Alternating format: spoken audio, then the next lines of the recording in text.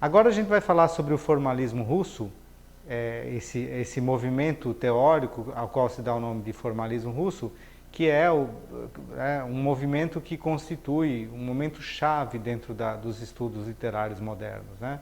E não só da literatura, já que os formalistas também tiveram uma influência grande sobre os estudos de cinema, os estudos de arte e assim por diante. Para se entender da onde eles vêm, evidentemente eles vêm de Moscou, né?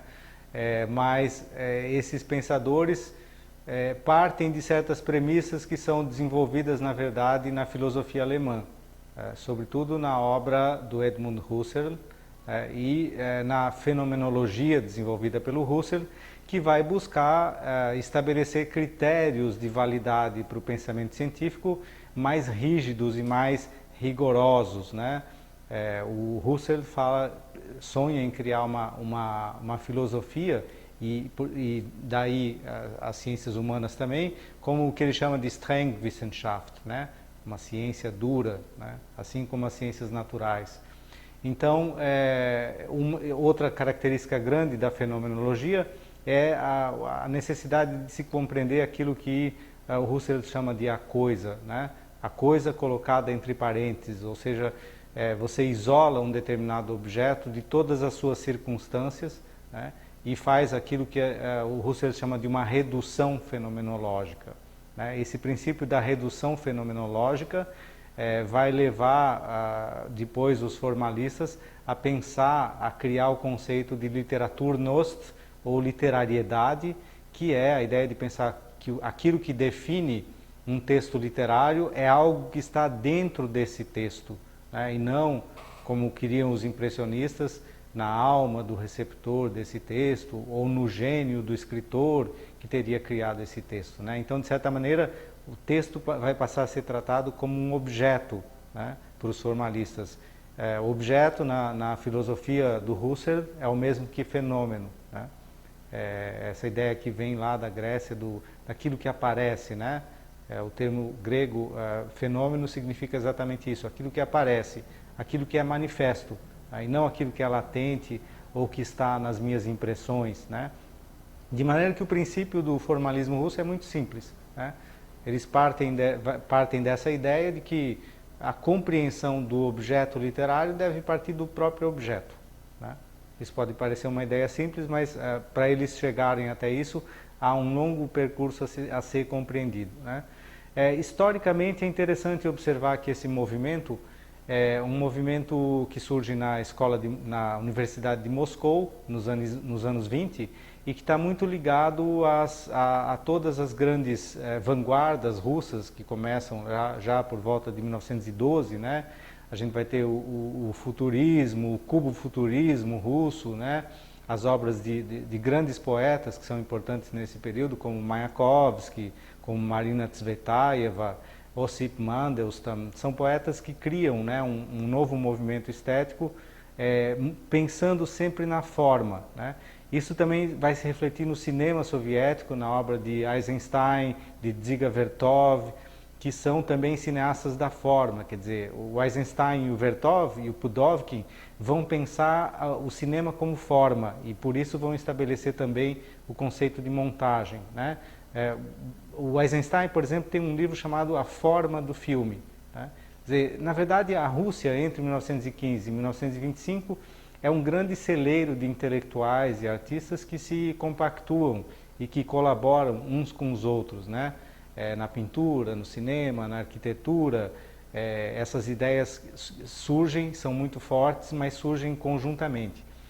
Então, esses pensadores do formalismo russo, eles são também, além de serem estudiosos e acadêmicos, muitos deles colaboram diretamente, ou são poetas, ou no caso do Shklovsky, que é um dos principais articuladores do formalismo russo, o Shklovsky foi ao mesmo tempo estudioso, crítico literário, estudioso da literatura, mas foi também roteirista, escreveu roteiro para praticamente todos os grandes cineastas russos desse momento histórico, Pudovkin, por exemplo, e foi ele próprio diretor de filmes, quer dizer, se engajou no cinema, né?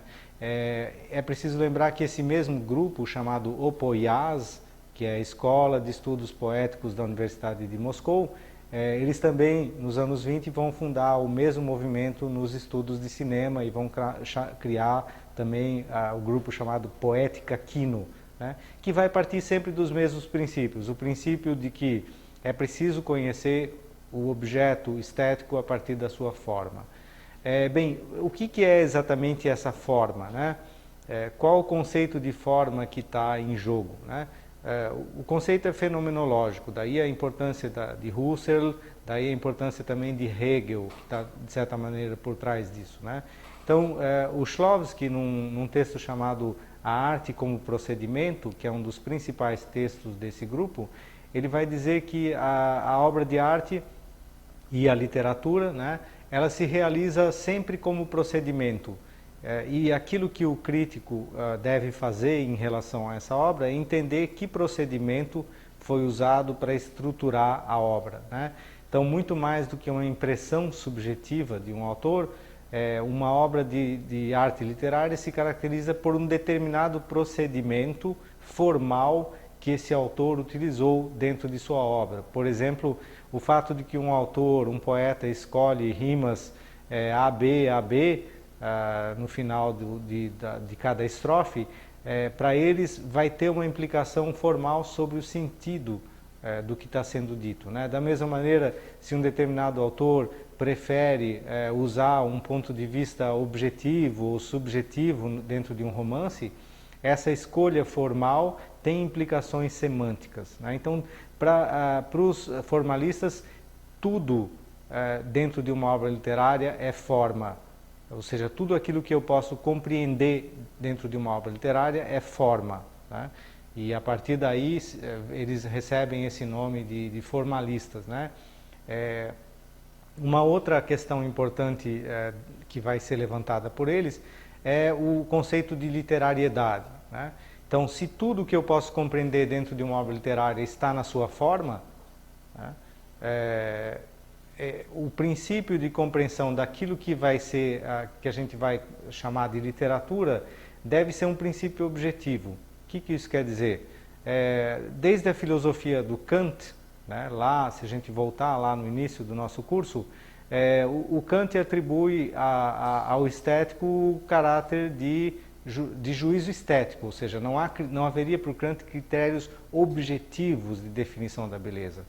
Pois bem, nesse sentido, os formalistas são anti-kantianos, na medida em que eles vão mostrar que de fato isso não está correto, porque a obra de arte literária teria dentro dela algo de objetivo capaz de determinar que tal obra é de fato literária. Isso distinguiria, por exemplo, aquilo que é literário do que não é literário.